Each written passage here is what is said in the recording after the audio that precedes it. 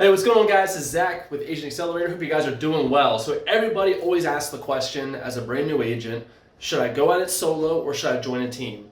And everybody has their own opinions to this. I'm here to give you guys my opinion, as I was both of these. I was a solo agent back in 2009 when I first got my license. And I can tell you right now, as a solo agent, I failed. I failed dramatically. I was in the business for 6 months. I did not sell a single property, and I was out of the business 6 months later. So I did it solo. I tried it solo. I did not have the help. I did not have the guidance. My brokerage taught me how to write a contract, but they never taught me how to get a buyer or a seller to even write a contract for, right? So my opinion on this, I put up on the board disadvantages of being on a team and being a solo agent. So there's advantages and disadvantages to both. And I want to show you guys both of these up here real quick. So this is my opinion. This is my opinion off of my experience, and I've been both, like I said earlier. So the benefits of a team, why you as a brand new agent, you should be focused on joining a team unless you are a huge go-getter, you have a huge sphere of influence. When I say go-getter, I mean like you're gonna have to go knock on some doors, old school ways. And by the way, if you're still knocking on doors as a real estate agent, that potential prospect whose door you're knocking on, dude, they know you're brand new, they know you have no leads, and they know you're desperate. So door knocking does not work anymore. So stop door knocking, okay? So that's what I mean when I say as a solo agent, that's the only way you're gonna make it, unless you have a lot of money to invest. But if you're a solo agent, you got into real estate, chances are you're probably like most of us who maybe you do not have a lot of money to invest when you're first getting started. So that gets me off to my first point is, should I join a real estate team? So here's the benefits of being on a team, all right? The list goes on and on. I probably missed a bunch of things here, but the benefits of joining a team, first thing is first, you have leadership. So what that means is you basically have somebody you can go to every single day and say, hey man, I have this situation coming up. How can I get through it? Because your team lead, I guarantee you, has probably already been through that situation. Second thing is accountability. You're on a team, you have a team lead who is probably paying for leads for you, which is another part of this, and they want to hold you accountable, which is a good thing for you, because in real estate, you know, you're your own boss.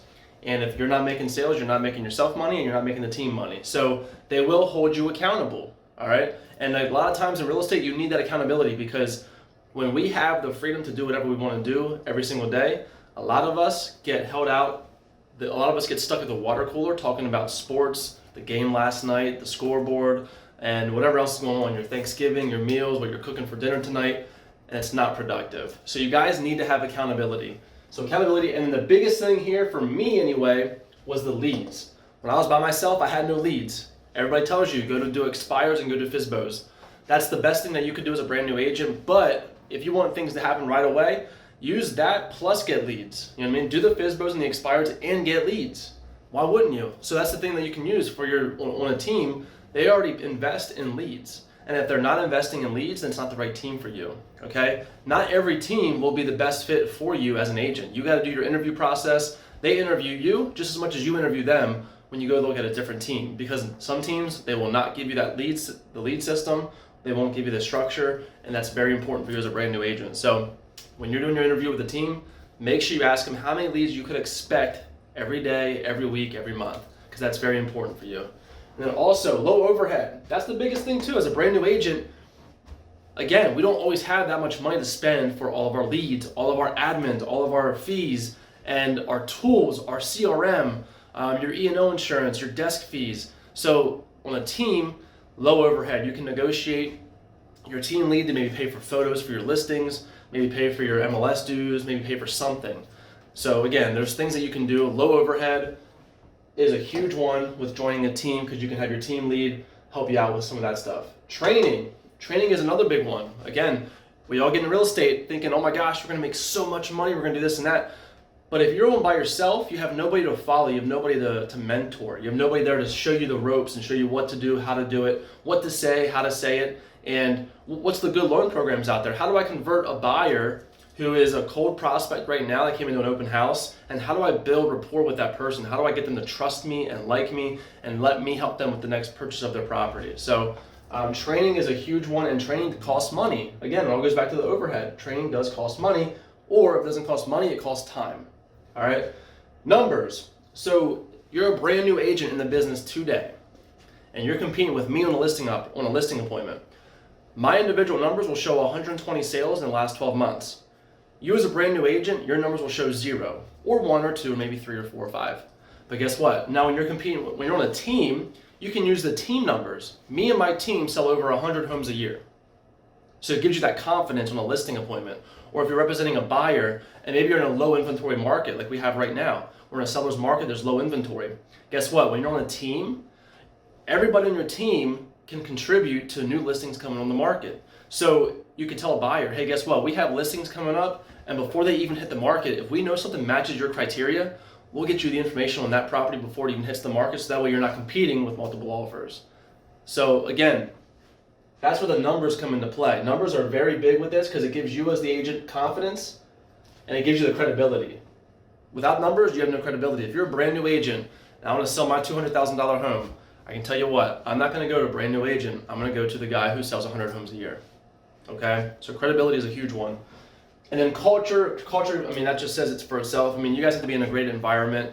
The environment will dictate your attitude.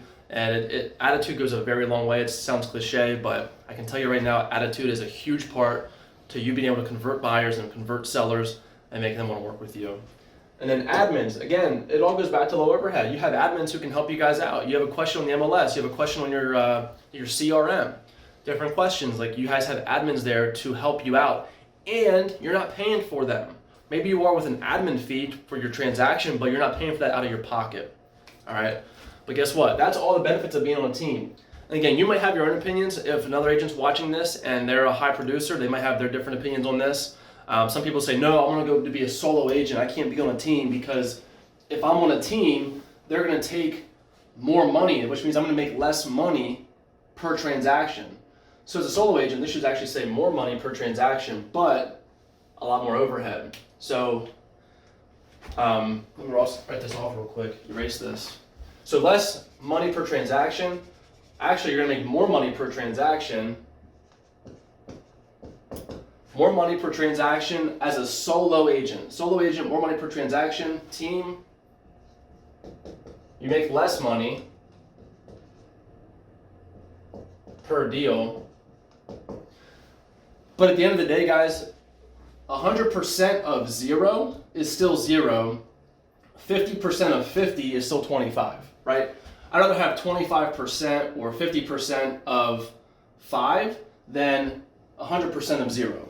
Do you follow me? Because again, with you doing it by yourself, if you guys don't have a big sphere of influence or you guys don't know somebody who's going to buy a house today or tomorrow, guys, you're going to be sitting here by yourself for a very long time, 3, 4, 5 months before you make a single sale. So again, more money per transaction, but probably less transactions. Let's just keep it real. Micromanaged, I kind of messed this board up a little bit because I switched this over. So I did pros and cons of being on a team, but if you're on a team, the cons of being on a team is you will be micromanaged. As a solo agent, you'll have a lot more freedom. So let me just erase this here quick. As a solo agent, you'll have a lot more freedom to do what you want to do. Let me see here. You have no accountability. Basically, just take what I put on the other side and just kind of flip it for this side. I don't even know if I spelled this word right. Accountability. Yeah, we're good. So, anyway, you have no accountability, which is, I mean, sometimes for some of you it might be a good thing, but for a lot of people, if you don't have that accountability, you're not producing. You're going to sleep in until 8 o'clock, 9 o'clock, get to the office by 10 or 11, and you're going to leave at 4. I know it. I know this because I've seen it happen with agents who came in here and they're no longer with the company anymore because of that. So, as a solo agent, you can buy your own leads, but once again, you're buying your own leads. So when you buy your own leads, you have higher overhead. So again, guys, at the end of the day, you guys get the point. So on a team, these are the benefits of a team. Yes, you're going to be micromanaged. Yes, you're going to make less money per transaction, but your goal is to make money. Your goal is to sell houses. Your goal is to help as many people as you can buy and sell homes. And guess what? At the end of the day, that's going to build up your experience, okay? So now on a team, you might be able to do 20 houses a year, 30 houses a year versus yourself, maybe you do 5 houses a year, okay? And that builds your confidence up. When you can do 20 to 30 deals a year, you get more confidence and you're going to make more money and you're going to get more experience, okay? And you get more knowledge. When you get to that point, maybe a year from now, 2 years from now, guess what? You can leave your team. You can leave your team. Now you build up some money. Now you can make your own investments, and now you can go do your own thing. Now you can be a solo agent. You can take on the overhead, and you can build your own team. And guess what? That's the other thing too. On a team, you can learn their structure. You can learn how they develop their team, how they build their team, how they structure their team, how they structure their payouts, right? So when you become that person who can build your own team, you also have that experience. So you're not starting it from scratch. You're taking what you've learned from your other team and you're doing it with yourself. That's the beautiful thing with eXp Realty. That's why we switched our whole brokerage over to eXp Realty, because what we did is we build agents up, they make a lot of money, they get some money in the bank, and guess what they would do? They'd be like, damn, I made so much money now, I got money in the bank, I can go buy my own leads for $5,000 a month, I can go pay for my own admin, I can go do this and do that, because now I make so much money, I know what to do, right? But with the eXp business model, we want to encourage that. We want to build these agents up, help them make a lot of money, and then encourage them to go on their own, do their own thing, and I'm going to help you do it. I'm going to help you build your team. That's what I love about eXp. That's why we took our brokerage, who was doing $63 million a year with 6 or 7 producing agents, and we switched it over to the eXp model, because these guys that leave, guess what? Now we want to encourage them to leave. We want to help them build their own business, and it's just a win-win for everybody, because I can benefit all the way down the line from helping them out. So it's just a benefit for everybody. I hope this helps you guys. If you guys have any questions or any comments, you guys can comment below. I'm happy to answer your questions. Again, this is my opinion as to why you should join a team if you're a brand new agent. You might disagree with me, but I can tell you what, I've done it from experience, and these are my opinions, and this is what I've done with myself. So this is Agent Accelerator. You guys can like, comment, and subscribe to the channel below. Zach Kleinitz, talk to you guys soon. Thanks.